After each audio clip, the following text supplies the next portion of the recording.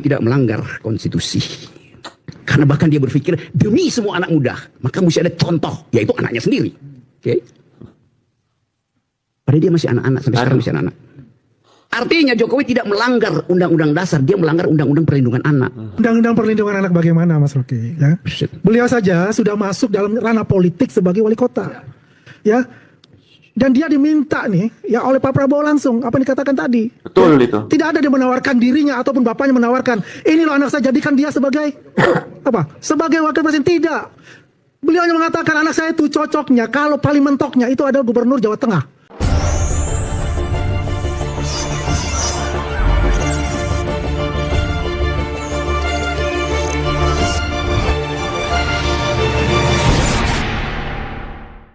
Guys, kali ini kita akan membahas si Rocky Gemblung, ya guys. Semalam guys bilang katanya Wapres Gibran itu adalah anak kecil. Wow, luar biasa kan guys. Anak kecil yang dipaksakan untuk turun menemui rakyat. Padahal kita sudah tahu ya guys ya, yang namanya Mas Wapres Gibran itu mempunyai prestasi yang luar biasa semenjak menjadi wali kota. Rekam jejaknya masih ada. Ya wajar juga sih ya guys ya kalau Rocky Gemblung menyatakan Mas Wapres itu anak kecil guys. Kenapa? Yang Rocky Gemblung kan wis tua guys ya, wis tua. Tapi biasanya identik orang tua itu punya istri dan punya anak. Ini Rocky Gemblung tua tapi orang bojong-bojong guys. Ini gimana masuknya ini ya? Dan juga ada video tentang ya siapa orang dalang dibalik yang mencetus 125 triliun, yaitu si Subha titik-titik. Oh titik-titik, ya iyalah. Kalau nggak titik-titik nanti kalian nggak nonton sampai habis. Ini ya guys ya, semua terbongkar di sini. Pantas saja ya guys ya. Pak Jokowi bilang kemarin, ya saya akan mendukung dari dulu ya guys ya Prabowo Gibran 2 periode. Ngomong kayak gitu saja langsung kan guys, langsung ramai. Apapun yang diucapkan oleh Pak Jokowi pasti ramai. Artinya Pak Jokowi memang luar biasa. Terlebih di sini kita akan melihat yang dimana Pak Jokowi bisa menjadi ataupun ditunjuk sebagai penasehat ekonomi global dunia guys ya. Nah di video ini Menteri Keuangan yang baru Purbaya Yudi membocorkan kenapa Pak Jokowi bisa dipilih. Oke, tanpa panjang lebar, yuk kita simak dulu videonya. Teorinya memang begitu. Kenapa saya tahu? 2021 kita tes itu. 2021 kan COVID. Ya. Harusnya kan anjur ekonomi kita. Kenapa bisa bagus? Karena kita jalankan hal yang sama. Tapi yang waktu yang kontrol presiden langsung dari istana dengan perintah khusus yang orang di luar nggak tahu. Presiden langsung. Katanya ekonominya bertahan nih. Indonesia dipuji-puji dunia internasional. Tapi itu bukan terjadi karena kebetulan atau karena emang kita ekonominya kuat. Tapi karena ada intervensi moneter dan fiskal yang Anda waktu nggak tahu. Saya pikir juga nggak perlu tahu, yang penting Anda happy kan? Anda nggak perlu tahu kita bahaya waktu itu, kita kan terjatuh 1998 pada waktu itu, kalau nggak dibalik kebijakan. Jadi saya selalu bilang, berbahagialah orang-orang yang nggak mengerti. Pokoknya tinggal jajan, makan di happy kerja. Di belakangnya ada itu, tapi sekarang saya buka, karena Anda masih nggak ngerti teori moneter sederhana, teori ekonomi sederhana. Padahal kan Anda udah senior wartawan ekonomi Kompas kan? Anda mesti mulai belajar itu, dan ajarkan ke penduduk kita ke betul sekali ya guys ya, luar biasa ini guys ya, Menteri Keuangan yang baru memang keren guys ya, malah dibongkar semua kan guys itu atas arahan Pak Jokowi. Pantas ya guys ya, dunia melirik. Lagi rame guys sekarang, lagi rame ya guys. Tapi sekali lagi ya guys ya, dunia memilih Pak Jokowi itu pasti punya pertimbangan yang sangat matang, yaitu melewati bagaimana sosok seorang Pak Jokowi bisa melewati COVID-19. Itu contoh dari leadership ataupun pemimpin yang benar-benar the best ya guys. Gibran anak kecil. Nah kecil guys, bermain di wilayah politik oleh bapaknya. Yang kurang ajar Gibran atau bapaknya? 2009 yang kurang ajar Gibran karena jadiin bapaknya wakil presiden. Kemarin yang kurang ajar siapa? Dia tahu anak ini anak kecil, disuruh main di wilayah orang dewasa. Aduh. Siapa yang kurang ajar? Waduh. Siapa yang nyuruh? Sing kurang ajar aku. Yang nyuruh Gibran siapa? Ya, sing gue melit-melit.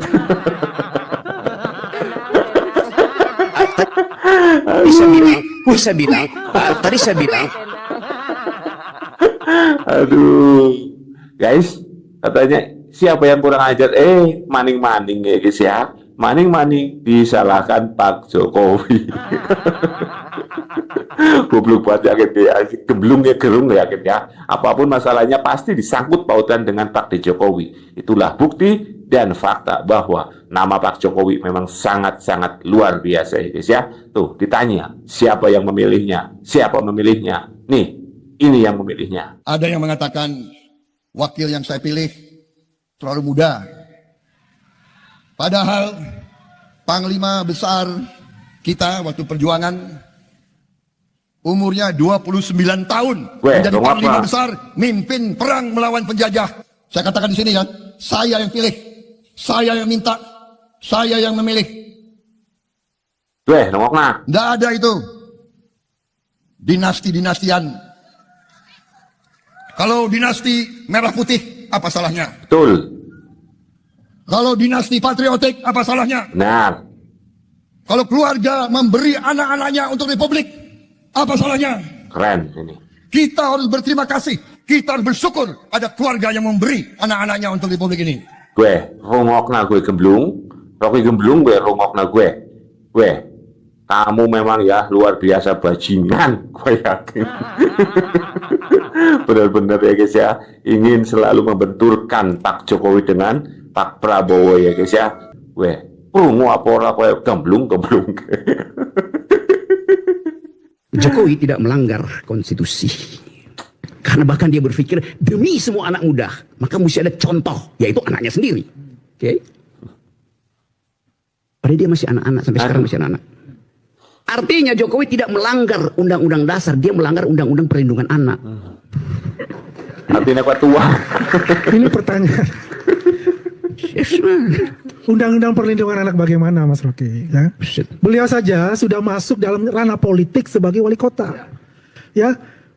Dan dia diminta nih, ya oleh Pak Prabowo langsung apa yang dikatakan tadi. Betul ya, itu. Tidak ada dia menawarkan dirinya ataupun bapaknya menawarkan, ini loh anak saya, jadikan dia sebagai apa? Sebagai wakil presiden. Tidak. Beliau hanya mengatakan anak saya itu cocoknya, kalau paling mentoknya itu adalah gubernur Jawa Tengah. Karena apa? Sifat dia sebagai seorang Jawa. Saya ingin abang jujur lah, bener nggak Pak Prabowo tuh 8 kali minta ke Pak Jokowi, minta izin ke Pak Jokowi untuk mengizinkan Mas Enggak Gibran? benar. Nggak benar. Yang Ya? benar 5 kali. Oh 5 kali. Iya. Jadi 5 kali memang Pak Prabowo minta izin ke Pak Jokowi. Iya. Oh, baru yang kelima itu dibolehkan. Sebenarnya 5 kali itu juga jawaban Pak Jokowi sama. Pertama Pak Prabowo pikir dulu apakah ini bagus atau enggak. Nanti dikira saya ikut campur. Itu selalu jawabannya. Jawaban yang terakhir, ya kalau memang maunya begitu, tanya sama anaknya. Anaknya mau enggak begitu. Jadi Rungokna nggak gue. ada, ini saya jujur, nggak ada kemudian cawe-cawenya Pak Jokowi ini harus Mas Gibran. Nggak ada blung. Ini yakin ya guys ya. Ya udah. Ini bagaimana caranya supaya Rocky Gemblung itu nggak keluar-keluar ya guys. Soalnya ya bagus lah ya. Mengkritik ya boleh ya. Tapi kan harus pakai data. Terus juga mengkritik yang benar dengan ucapan yang baik. Jangan malah memfitnah. Ini mah yang dilakukan oleh Gemblung itu adalah fitnah ya guys ya. Sedangkan rekam jejak ada, jejak digital ada, semua ada. Dan sudah dijawab semuanya guys. Mas Wapres guys ya. Sudah jelas-jelas umurnya sudah mau 40 tahun ya guys ya. Dia mau bocah cilik ya guys. Panggil sih, Papa, jangan panggil saya anak kecil, Paman. Ya memper ya guys ya. Anak kecil ngomong anak kecil wajar guys ya. Nah, wis tua guys ya. Nah, Gemblung kan wis tua. Tapi anehnya orang tua identik menyebut anak kan harus punya pasangan ya guys ya. Kenapa sampai saat ini Rocky Gemblung ora payu-payu? Terus kenapa Mas Gibran dimasalahin? Mas Gibran dimasalahin kenapa? Karena bukan persoalan hanya anak presiden yang dimalahin. Anak presiden juga banyak kok. Benar. Gitu loh. Masalahnya yang dimasalahin itu adalah memang kualifikasinya juga memenuhi syarat. Bahasa Inggrisnya pintar. Memimpinnya bagus, Pada saat orang lain nih, tempat sampahnya kebakaran, sampah di Bantar Gebang numpuk nggak keurus, gitu ya. Hey, tuh di Solo sudah bikin tuh pabrik pengelolaan sampah, nanti melahirkan energi listrik. Bukankah itu prestasi? Betul. Ya kan? Di Benar. Solo sudah bikin tuh pabrik pengelolaan sampah, nanti melahirkan energi listrik. Luar biasa, Bukankah guys. itu prestasi? Ya kan? Betul. Pemirsa, kiprah Gibran Raka Buming Raka selama menjabat sebagai wali kota Solo menorehkan sejumlah capaian. Tak hanya dijuluki sebagai kota kreatif, sederet proyek seperti sarana olahraga, pasar hingga penataan kawasan kumuh jadi prioritas revitalisasi. Jos. Gibran Raka Buming Raka mencatat sejumlah capaian selama menjabat sebagai wali kota Solo sejak 26 Februari 2021. Terobosan Gibran di kota kelahirannya ini selalu diunggah di media sosial miliknya sebagai bukti nyata atas kinerja yang dilakukan. Di Solo, sejumlah proyek kota diwujudkan Gibran, seperti elevasi rel terpanjang di Indonesia yang diklaim mampu mengurai kemacetan dan membawa dampak ekonomi bagi daerah. Luar biasa, guys. Kemudian revitalisasi viaduk Gilingan di Kecamatan Banjarsari yang juga jadi bagian proyek strategis. Tamanan cantik, Pracimatuin depan Pura Mangkunegaran yang direvitalisasi diharapkan Gibran menjadi ruang publik dan bisa dirasakan atmosfer keindahannya oleh semua warga. Oleh semua warga. Selanjutnya ada Pasar Jongke yang merupakan pasar tradisional di kota Solo yang dianggap bisa jadi percontohan. Pembangunan di lokasi ini masuk 17 titik prioritas. Mantap sekali, guys. Ternyata selama menjadi wali kota Solo, Gibran Raka Buming Raka tidak pernah mengambil gajinya. Lalu gajinya dipakai untuk apa oleh Mas Gibran? Luar biasa, guys. Tuh, sudah pintar, cerdas ya, guys ya. Gaji pada baik kayak Pak Jokowi, guys. Orang dijiot, guys. Ya Allah Gusti, luar biasa ini orangnya, guys ya. Pantas Pak Prabowo sampai meminta 5 kali ya, guys ya. Ini yang nggak benar, ini adalah relawan ya, guys ya. Ini para yang cucurut nangis sore, guys ya, yang malahan ingin sengaja membenturkan Pak Prabowo dan Pak Jokowi, guys ini ya. Ini benar-benar contoh orang yang luar biasa, guys ini ya. Emang ada orang seperti Mas Wapres, blok gue ya. Jadi ini subhanallah, jos berarti, guys ya. RI 1 nih ya, presiden masa depan, guys. Diambil nggak Mas THR-nya? THR diambil nggak? Nggak tahu, enggak. Yang namanya operasional, gaji pertama saya kan dari awal kan saya beliin beras. Luar biasa, guys. Saya kan cari rezekinya bukan dari gaji wali kota. Nah, berapa saya beliin beras? Berapa? Saya langsung habiskan beli beras. Berapa Mas? Kapan ya? Totalnya berapa? Nggak tahu. Mas sehari itu membagi berasnya berapa sih Mas? Sehari itu bisa sampai habis berapa kilo? Berapa? Nggak mesti. Ya pokoknya kalau ada orang saya kasih. jos lah. Untuk nyetoknya itu setiap minggu atau setiap bulan sekali Mas? Ya kalau habis beli. Ramadan naik Mas? Hah? Ramadan naik ya? Lumayan. 2 kali lipat nih. Ya, nggak ngitung. Ngasih orang ya nggak usah dihitung. Ngasih orang ya nggak usah dihitung. Betul sekali ya, guys ya. Ternyata selama ini gaji Mas Gibran selama menjabat wali kota Solo digunakan untuk membeli beras dan dibagikan kepada masyarakat kurang mampu di Solo. Subhanallah ya, guys ya. Ya benar sekali ya, guys ya. Yang namanya buah itu tidak akan jauh jatuhnya dari pohon itu ya, guys ya. Ya sama saja Pak Jokowi direndahkan serendah-rendahnya, Mas Wapres pun direndahkan serendah-rendahnya. Jadi sekali lagi untuk para kadrun ya, guys ya. Tuh lihat bagaimana luar biasanya sosok anak muda yang kalian anggap itu anak kecil, akan tetapi pemikirannya gue kayak wong tua. Gue blok gue ya. Luar biasa ya Allah Gusti.